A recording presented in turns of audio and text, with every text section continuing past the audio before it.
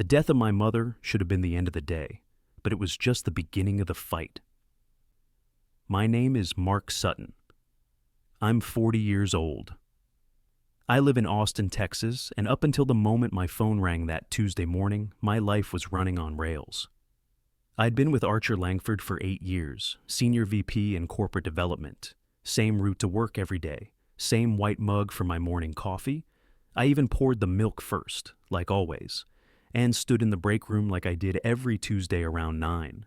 That's when my phone lit up with my brother's name, Ethan. He never calls before noon. That alone was enough to twist something in my gut. I stared at the screen, half daring it to stop ringing. It didn't. "Hey," I answered, and immediately I knew. "She's gone, Mark," Ethan said, "about 20 minutes ago." Gone, like a light switched off. I didn't say anything, just stood there like a statue, one hand on the counter, the other gripping my mug so tight I could feel the ceramic digging into my palm. If I let it drop, the whole damn thing might fall apart. If I just stood still, maybe everything would stay standing. She was peaceful, Ethan added. Just stopped breathing. Hospice. That word had taken over our lives for the last 2 weeks. She hadn't spoken since Sunday, barely opened her eyes since Monday. But even knowing it was coming didn't make the words hit any softer. "I'll get on a flight," I said eventually. My voice sounded strange, like it didn't belong to me. "She asked for it to be small," Ethan said quietly. "You don't have to rush, but you should be here, yeah." "I will be," I said, and ended the call. The silence afterward was deafening. I stood there a second longer, still holding that stupid mug, like it might hold me up. And then I heard footsteps. Lloyd Bennett walked into the break room, our VP of Strategic Planning. One of the few people at the firm I actually respected. He stopped when he saw me. "You okay?" he asked. I didn't answer right away. "My mom just died," I said. It came out flat. No inflection, just facts. Lloyd took a step forward, then stopped. I could see the hesitation in his eyes. The awkwardness, the way people don't know what to say when the worst has already happened. "Damn," he muttered. "I'm sorry, Mark." I nodded. That was it, just a nod. He opened his mouth like he was going to say more, but just then my phone buzzed again. A text this time. Greg Landon, my office now. Greg Landon, the CEO, the guy who still called me champ in meetings and pretended that made him relatable. I looked at the message for a long second. Lloyd saw it too. "Now?" he asked. "Jesus." "Yeah," I said. "Guess I better go." "You sure you're—" But I was already walking out. It should have been the end of the day, but it wasn't. Not even close. The hallway from the break room to the executive floor felt longer than usual. I could still hear Ethan's voice echoing in my head. "She's gone, Mark." I hadn't even had 5 minutes to sit with it. I walked past the frame motivational posters.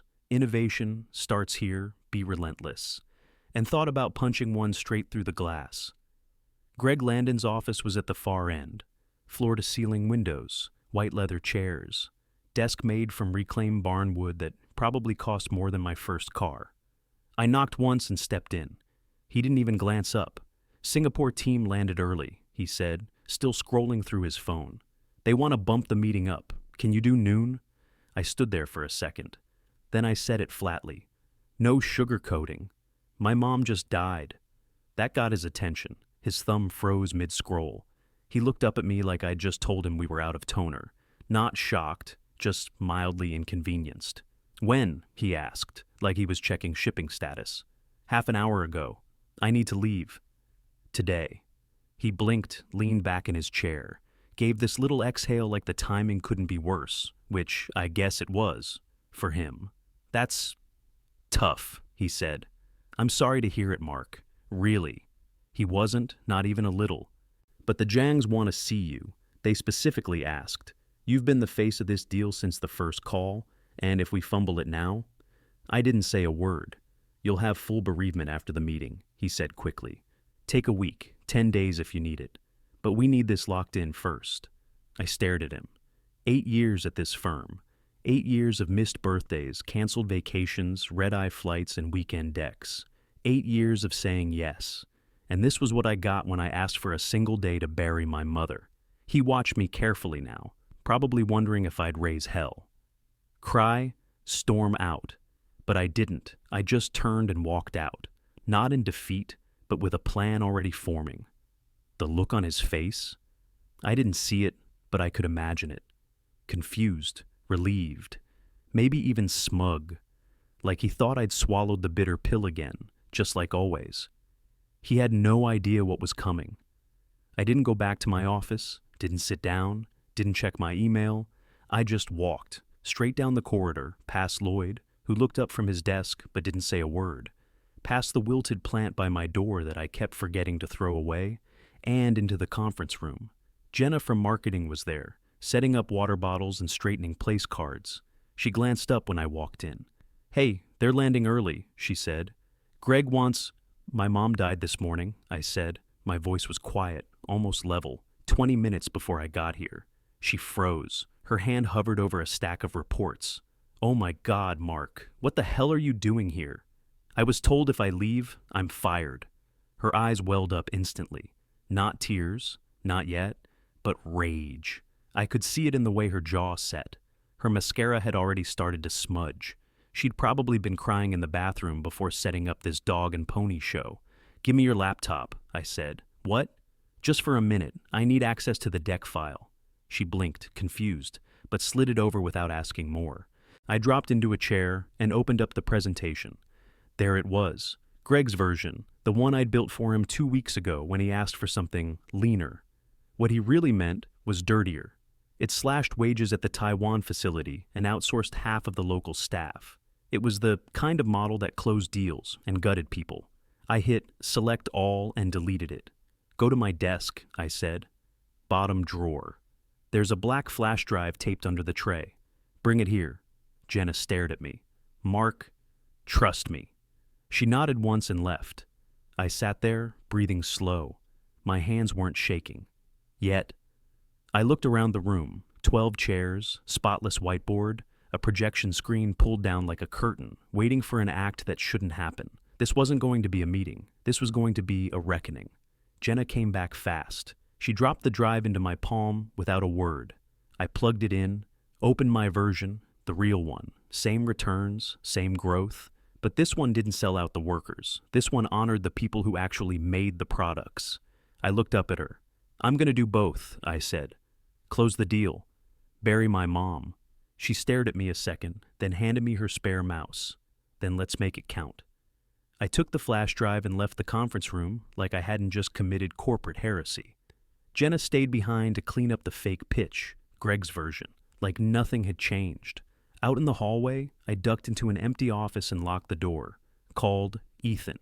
"Hey," he said, his voice low and tired. "Friday," I told him. "Make it Friday. I'll be there." He didn't ask if I was okay. Didn't ask what I meant. Just said, "Got it. I'll tell Beth." Then I called Carl, our client manager who'd been handling the Zhang's travel and logistics. He picked up on the first ring. Carl. "Meeting locations changed," I said, already pulling up a calendar invite. "We've got a maintenance issue in the usual boardroom. We're moving everything to the Holden Center, room 403. Just confirm back with me and loop in Zhang Holdings." There was a pause on the line. Holden? You sure?" "Positive." Carl never questioned things, just did what he was told. He mumbled an okay and hung up. I opened my laptop and edited the calendar invite before anyone else could jump in, set the time, updated the location, made sure all the attachments were in there. Greg's model, just as expected. Nothing to tip them off yet. Then I hit send. Last step, Greg. I walked into his office without knocking. He looked up like I'd kicked his dog. "You're still here?" "Maintenance in the boardroom," I said. HVAC unit started leaking. "Facilities is handling it." I moved the meeting to the Holden Center, room 403. Greg frowned. "Why didn't I hear about this?"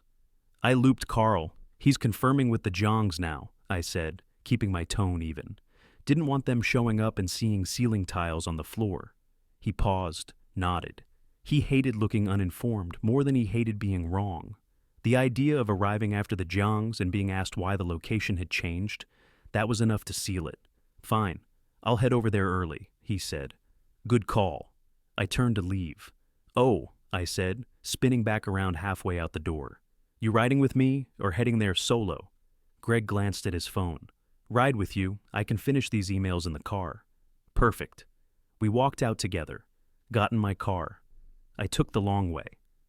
10 minutes into the drive, Greg leaned over to check his phone. That's when I reached across, casual as anything, and flipped it into airplane mode. He didn't notice. Not even a flinch. He just nodded at something on his screen and mumbled, "They better be ready for this."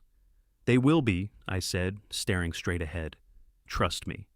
I dropped Greg off at the Holden Center parking garage, watched him walk toward the wrong building, still blissfully unaware. His phone, still in airplane mode, sat on his lap until he tucked it into his blazer and disappeared inside. I didn't wait. Took the on-ramp to the airport and drove straight to Terminal C. No luggage, no boarding pass, just my laptop bag and a plan that was 1 part logic, 2 parts desperation. The terminal buzzed with the usual chaos, rolling suitcases, crying kids, business travelers barking into earbuds. I kept my head down, moved past the gates, and slipped into a family bathroom near Gate 12. Locked the door behind me, tile walls, stainless steel, baby-changing station. A pull-down seat meant for toddlers. Not exactly a boardroom, but it'd have to do. I set the laptop on the sink, tethered it to my phone's hotspot, and plugged in the drive, propped my blazer on the wall hook like it mattered. Took a breath. 29 p.m. At 12:30, sharp, the screen lit up. There they were, Lena Jiang, COO of Jiang Holdings, sitting at the head of a polished wood table in Singapore, 2 VPs flanking her, and on the far end, the eldest of the Jiang brothers, Mr. Jiang himself, with his silver tie pin and folded hands. "Mr. Sutton," Lena said, "we were expecting you in person." "My apologies," I said. "There was a situation." They waited. "My mother passed away this morning." I didn't let the pause linger, didn't let them offer sympathy or sidetrack the meeting. I clicked into the deck and launched the real presentation, my version, not the one Greg had previewed with Carl, not the one that gutted factory jobs and treated people like line items. The screen shared. Slide 1 came up. "This is the alternate model," I said. "It maintains profitability and return thresholds while preserving staff at the Kaohsiung plant. It doesn't shift production to mainland China. It doesn't outsource for optics.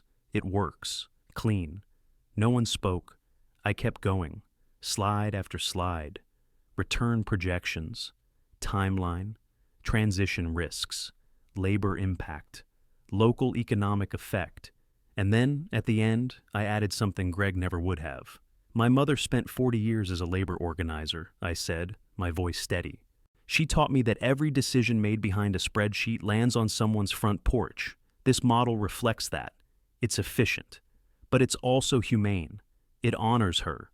Silence. Lena looked to her right. Mr. Jiang leaned forward slowly. "My mother," he said, his accent crisp, "worked in a textile mill, her whole life. I understand what you've done here." He nodded once. "We will proceed with your version." I boarded the flight to Detroit with nothing but a carry-on, a half-dead phone, and a strange lightness in my chest. The meeting had ended 20 minutes earlier. Lena Jiang had thanked me. Mr. Jiang had nodded. The others had stayed quiet, but I knew what silence meant in that room. It wasn't disapproval. It was respect. Now I was 30,000 feet in the air, middle seat, economy. Some guy in a tech hoodie snored against the window. The woman on my right was flipping through a Sky Mall catalog like it still meant something. I sat back, buckled in, and opened my phone. It exploded. 12 missed calls from Greg, 17 from Carl. A dozen new emails marked urgent. The latest one from Greg read, all caps, "Where the hell are you?" Next one, "They're gone. What did you do?" Then, "You're fired. Call me back now." I stared at the screen, watched the notifications stack like falling bricks. It should have felt like panic. It didn't. I shut the phone off, powered it down completely, slipped it back into my pocket like it didn't matter anymore. Because it didn't. Greg was probably pacing in that Holden Center boardroom right now, still trying to figure out why the Jiangs never showed. Wondering why his own calendar invite had the wrong Zoom link, still waiting on a presentation that would never come, because it already had, without him. He didn't know the Jiangs had signed off on my model 30 minutes before he even realized something was off. He didn't know Lena Jiang had already forwarded the agreement to legal. He didn't know that his grip on Archer Langford's biggest international client had just been quietly, surgically severed. By me. I looked out the window, over a stretch of patchwork farmland, somewhere between Illinois and Kansas, thought about what Greg had said, that if I left, I'd have no job to come back to. He was half right, because I wasn't coming back. Not to the office, not to the meetings, not to the version of myself that bent for men like him and smiled through clenched teeth. I didn't feel regret. I didn't feel scared. I felt free. I'd traded my title for something better. For the first time in years, I'd stood up and chosen dignity over security. And somehow, even in the middle of grief, even with Mom gone, even with everything still raw and unfinished, I felt clear. Ahead of me was a funeral. But behind me, I'd left Greg Landon holding an empty bag, and he didn't even realize it yet. The funeral was held on a cloudy Friday in Ann Arbor, just like Mom would have wanted. Quiet, no fanfare. No catered buffet, just family and the same handful of old neighbors who still remembered her porch light always being on. White peonies sat in glass jars at the altar. The Navy hymn played softly from a Bluetooth speaker. We couldn't get to work right until the third try. She would have rolled her eyes at that and fixed it herself. Mom was like that, patient with broken things. Beth and I stood side by side while they lowered the urn into the ground. Her hand gripped mine tightly, like she was holding both of us upright. We didn't say much after. We didn't have to. Later that evening, we drove to Mom's place. The house was still full of her. Slippers under the couch, half a crossword puzzle on the kitchen table, a jar of strawberry jam in the fridge with her name written in black Sharpie across the lid, like someone might try to steal it. We cleaned in silence. Beth boxed up old photo albums. I found every card I'd ever sent her, tucked neatly in a shoebox under her bed. Birthday ones, thank yous, even a congrats on the promotion card with a dumb sketch of a rocket ship I'd drawn as a joke. She kept all of it, even the company swag I used to bring home after conferences. Branded pens, stress balls, a little foam puzzle cube with Archer Langford's logo. She had one stuck to the fridge with a magnet like it was art. The guilt hit hard. I thought about everything I should have said to her, every time I told myself, next week when she called. Every dinner I skipped, every visit I cut short. I stood in her living room and felt all of it at once. Beth looked up from the couch. She was proud of you, Mark, she said, even if she didn't always say it. I nodded, jaw tight. Couldn't get any words out. That night, I didn't touch my phone, didn't check my email. I sat on the porch with Beth and drank the last bottle of wine from Mom's cabinet. No labels. Just a silver sticker that said 2013. It was terrible. We drank it anyway. The eulogy was the first thing I said out loud in 3 days. When I stood up in front of that tiny chapel, my hands didn't shake, my voice didn't crack. I told them about the woman who taught me how to hold a line, even when it hurts, and how I finally had. Back home, I opened my laptop for the first time. There was no lawsuit waiting, just an offer. I got back to Austin late Sunday night. The apartment felt smaller than I remembered, or maybe I just felt bigger, like something in me didn't fit there anymore. Monday morning, I finally opened my laptop. There it was. Subject, thank you. And an invitation from Lena Jiang. She thanked me for the presentation, said they'd signed off on my model formally. The legal team was processing paperwork with Archer Langford's finance department. Greg's nightmare was still unfolding, one signature at a time. Then came the last line. If you ever find yourself between opportunities, we'd be honored to have you on board. We value principle. Let us know. I stared at it for a long time. Not because I was surprised, but because she meant it. It wasn't a lifeline. It was respect. Right below, it sat another email. From Lloyd. Subject, well played and well earned. He didn't ask where I'd been. He didn't pretend not to know. Just said the Jiangs had bumped their investment by 30%. The board was calling emergency sessions. Greg was under review. Your job is safe, if you want it. But Greg's not. Call me. I didn't. Instead, I took a shower, got dressed in jeans and a black polo, no suit, and drove into Archer Langford like I still worked there. Nobody stopped me. I went straight to my office. The dead plant was still there. I grabbed the last box of my things. a few books, a framed photo of Mom from my promotion dinner, the weird rubber brain Jenna gave me once after an especially brutal Q3. At 2 Oz p.m., they called the all hands. Every executive squeezed into the auditorium like nothing was wrong, but you could feel it, the tension, the uncertainty. Greg stood up front, smiling too wide. He made it 2 sentences in before Lloyd cut him off. "We'd like to thank Greg Landon for his years of service," Lloyd said. "He's chosen to pursue other opportunities." Translation: he was canned, effective immediately. Murmurs rippled through the room. No one clapped. Then Lloyd turned to me. "And we'd like to recognize Mark Sutton for his contribution to the Jong deal." I didn't move. "Mark," he said, voice louder now, "we'd like you to step up as interim director of strategy. The board is unanimous. You've earned it." The room turned toward me. I stood there, holding my box, coat over one arm, and I smiled. For real, this time. "Thanks, Lloyd," I said. "But I'm good." He blinked.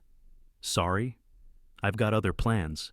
And I walked out, past the shocked faces, past the whispers, out the front door, sunlight warm on my back. I didn't slam it. I didn't need to. 2 weeks later, the sign went up. Caldwell Strategic Advisors. It was stuck to the glass door of a modest office suite in East Austin, wedged between a local CPA and a yoga studio that always smelled like eucalyptus and sweat. Not flashy, not high-rise, but ours. Funded by 3 things: my savings, a quiet slice of Jong Holdings equity, and a severance agreement from Archer Langford that included enough hush money to keep a small country quiet. The first hire was obvious. Jenna showed up 5 minutes early on day 1. Same sharp eyes, same black blazer, but no mascara smudge this time. She walked in, saw the blank desks and the cheap coffee maker in the corner, and grinned. "This is real?" she said. "Very," I said, handing her a laptop and a mug that just said, "No blood on the spreadsheets." She laughed, then got to work. Second hire, Beth. She said she wasn't sure at first. Teaching paid the bills, but she called me after the funeral, voice low. "Mom would have loved this," she said. "Helping people who never get a seat at the table. You sure you want your little sister doing payroll?" "More than I want anyone else." She quit her job that same week. And third, Lloyd. He walked in with his sleeves rolled up and said, "I'd rather be the old guy in the back building something real than the guy at the front of a sinking ship." We didn't talk about Greg. We didn't have to. We started small, 2 clients, both companies with clean margins and messy ethics. One had a labor dispute in Indiana. The other was trying to restructure a factory without gutting half the staff. We did the math, laid out the truth, showed them how to make money without hollowing out their workers like empty shells. And it worked, because it turns out you can build models that keep people in their jobs and keep investors happy. You just have to care enough to try. We weren't revolutionary, we didn't wear capes, we just used our spreadsheets like scalpels instead of hammers. We called it common sense with a conscience. The weird part, no one tried to stop us. Archer Langford didn't sue. They didn't smear me. They didn't fight. They were too busy cleaning up the mess I left behind. The Jongs had shifted their focus. And their money. Greg's replacement had a LinkedIn post full of fake gratitude and desperate optimism. But they weren't mad. They were scared. And they should have been. A few months later, I stood in the middle of our small open office at Caldwell Strategic Advisors, watching Jenna build a pitch deck for a co-op farm in Nebraska. Beth sat across from her, arguing with a printer that kept jamming. Lloyd was in the back room on a call with a client who couldn't believe they didn't have to slash 200 jobs to hit their return goals. The coffee tasted like cardboard. The HVAC made a weird buzzing sound every hour, and I'd never been prouder. I leaned against the window and looked out over the street. Traffic was light. Sunlight bounced off the hood of my beat-up Camry. I hadn't gotten around to replacing it, didn't need to. It ran fine, no assistant, no corner office, no suits. Just a company that stood for something. One afternoon I got a letter in the mail. Not an email, not a phone call, a real letter. From Archer Langford's board. Terse and formal. Something about respecting the transition and best wishes for future ventures. Translation, you won and we know it. I didn't write back. Later that week, I was grabbing coffee across the street when I spotted Greg. He looked thinner, sallow. He was coming out of a different office building, some consulting firm I'd never heard of, probably burning through the last of his old connections. He saw me through the window, stopped, just stared for a second, like he couldn't believe I was real. I didn't wave, didn't nod, just turned back to the barista and paid for my drink. Some people don't deserve a second chance to explain themselves. As for us, we kept growing, small, steady wins. A family-run textile supplier in Arizona, a hardware distributor in Pittsburgh. Nobody huge, nobody sexy. Just people who wanted to build something decent without getting gutted in the process. And somehow, word got around. We became the firm that didn't flinch when it came to ethics, the one that didn't chase the biggest bid, but did the best math. Our margins were clean, our models were fair, and our clients stayed. I started sleeping again. Really sleeping. Not the kind where you wake up wired and reach for your phone at 3 a.m. Sometimes I still think about that Tuesday morning, the call, the mug, the milk hitting the coffee just right before everything fell apart. I thought that was the beginning of the worst day of my life. Turns out it was just the first day of my real one. I didn't build a revolution, but I built something honest, and that's enough.